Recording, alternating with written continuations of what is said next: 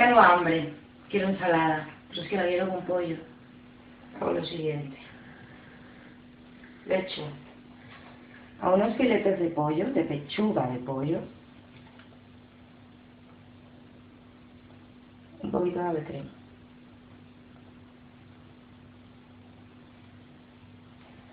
Tengo la sartén al fuego, le voy a echar un poquito de aceite de oliva.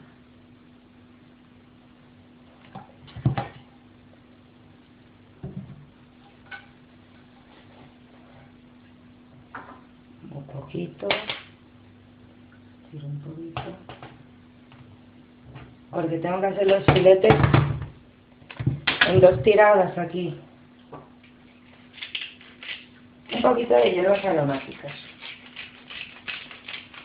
que son los molinillos estos que traen romero, pimientas y distintas especias. Da muy buen sabor, a mí me gusta mucho.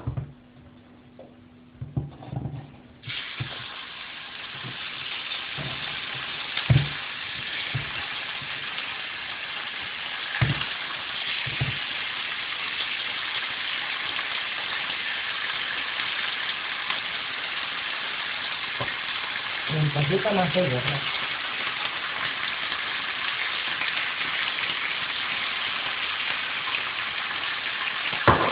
Eso es sobre gustos, ¿eh?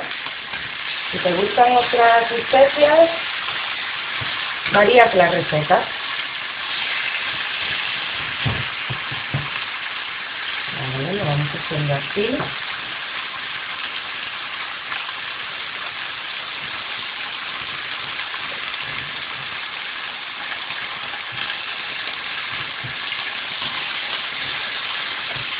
Se vaya dorando poquito a poco.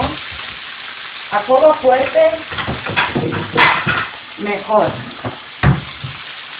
para mi gusto, ¿eh? ¿Ves?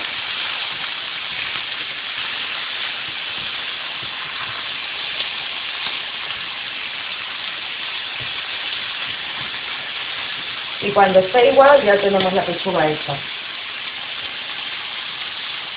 Ahora continúo con la ensalada.